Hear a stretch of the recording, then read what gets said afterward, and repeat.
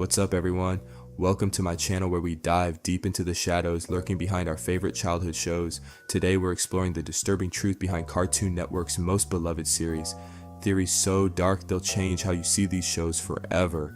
I've uncovered 5 mind-blowing conspiracies that network executives never wanted you to know about. From secret government experiments to characters trapped in purgatory, prepare to have your childhood memories completely shattered. Make sure you watch until the end, because the last theory about regular show is absolutely mind-blowing. Drop a like if you're brave enough to continue, and let's dive into the twisted world behind those innocent cartoons we all grew up with. The Courage the Cowardly Dog mental illness theory. Courage the Cowardly Dog presents a pink dog protecting his elderly owner Muriel from supernatural threats, while her husband Eustace remains oblivious or disbelieving. However, a darker interpretation suggests that Courage suffers from severe anxiety disorder and paranoid delusions. The show is actually portraying the world through the distorted perception of a traumatized dog. The isolated farmhouse in nowhere represents Courage's limited worldview and social isolation. The monsters and supernatural threats are manifestations of ordinary visitors and everyday situations that Courage's anxious mind transforms into existential dangers. Muriel's constant danger stems from Courage's separation anxiety. He pathologically fears losing her. Eustace's dismissive, stupid dog attitude represents how others perceive Courage's seemingly irrational fears.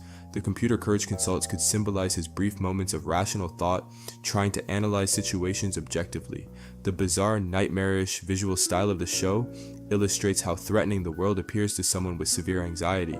The constant refrain of "the things I do for love" highlights how exhausting it is to navigate the world when your mind constantly perceives danger, yet you force yourself to function out of love for others.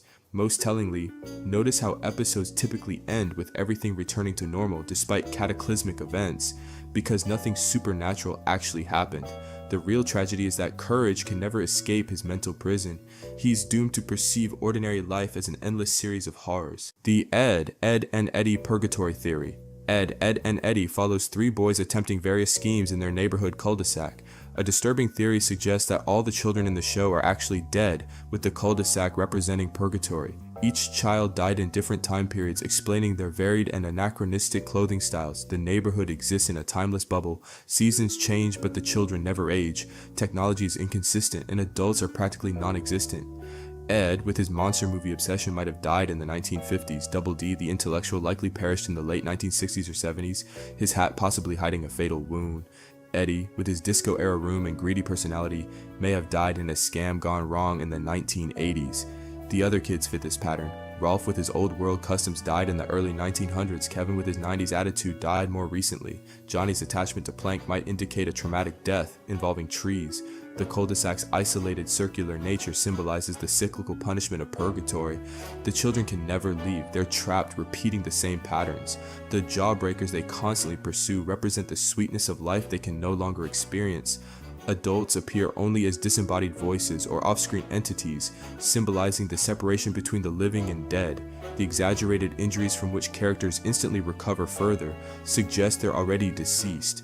In this reading, the show becomes a meditation on childhood souls trapped between worlds, endlessly repeating the same conflicts until they can resolve their earthly. The Powerpuff Girls laboratory experiment theory. The Powerpuff Girls presents itself as the story of 3 kindergarten-age superheroes created when Professor Utonium accidentally added chemical X to his mixture, but a darker interpretation suggests they were the result of deliberate human experimentation. In this theory, Utonium is a morally compromised scientist working on a classified government super soldier program. The girls' distinctive appearances, abnormally large heads and eyes, lack of fingers, unusual proportions, aren't cute stylistic choices but visible mutations from genetic experimentation. Their powers could result from gene splicing with animal DNA, explaining flight, or other dangerous manipulations. Their kindergarten age might be misleading. They could be much younger specimens rapidly aged through artificial means, explaining their advanced abilities despite being recently born. Utonium's isolated laboratory home serves to monitor the experiments while maintaining the illusion of normalcy. Their bedroom, with 3 identical beds and minimal personalization, resembles a controlled environment for test subjects rather than a loving home. The hotline connecting them to the mayor represents government oversight, keeping tabs on their development as weapons. Their constant battles against monsters could be orchestrated tests of their capabilities rather than random attacks. Townsville citizens' quick acceptance of superpowered children suggests a population conditioned to accept government narratives without question. The show's bright colors and cheerful tone mask the horror of three young girls being weaponized by the state, never knowing they're living as laboratory specimens rather than normal children. The Adventure Time nuclear apocalypse reality. Adventure Time's land of Ooh seems like a whimsical fantasy realm, but the show contains numerous hints that it's actually Earth following a devastating nuclear war called the Mushroom War. The evidence is scattered throughout abandoned human technology, mutated creatures, and radioactive wastelands. The Ice King was once a human named Simon Petrikov who used a magical crown to survive the nuclear winter, slowly losing his sanity as the magic preserved his life at the cost of his mind. Finn being the last human makes sense in this context. The rest of humanity was eradicated in the war. The various kingdoms representing different species, Candy Kingdom, Fire Kingdom, could be explained as radiation causing extreme mutations in surviving organisms. Princess Bubblegum's scientific experiments might be attempts to restore pre-war human knowledge. The most disturbing aspect is that the cheerful, adventurous tone of the show represents how future generations have normalized this post-apocalyptic existence. The horrors of nuclear war have faded into myth and legend, with surviving humans mutating or evolving into new species that have no memory of what came before.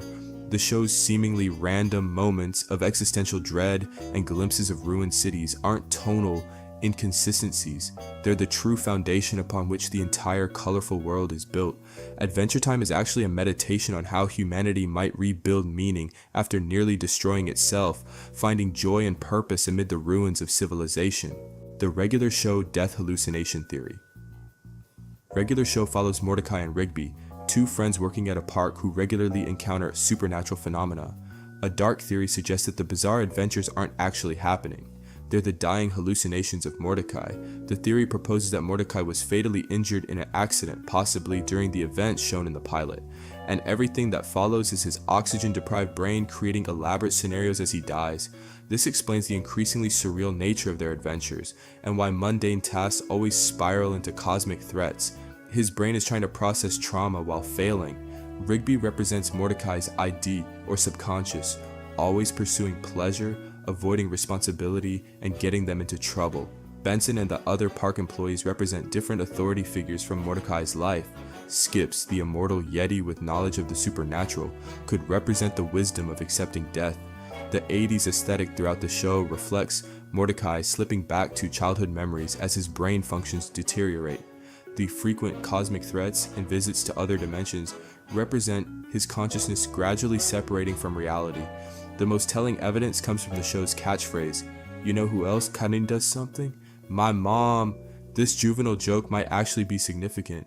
The repetition of mother references could represent Mordecai's dying brain fixating on his mother as he regresses to a childlike state.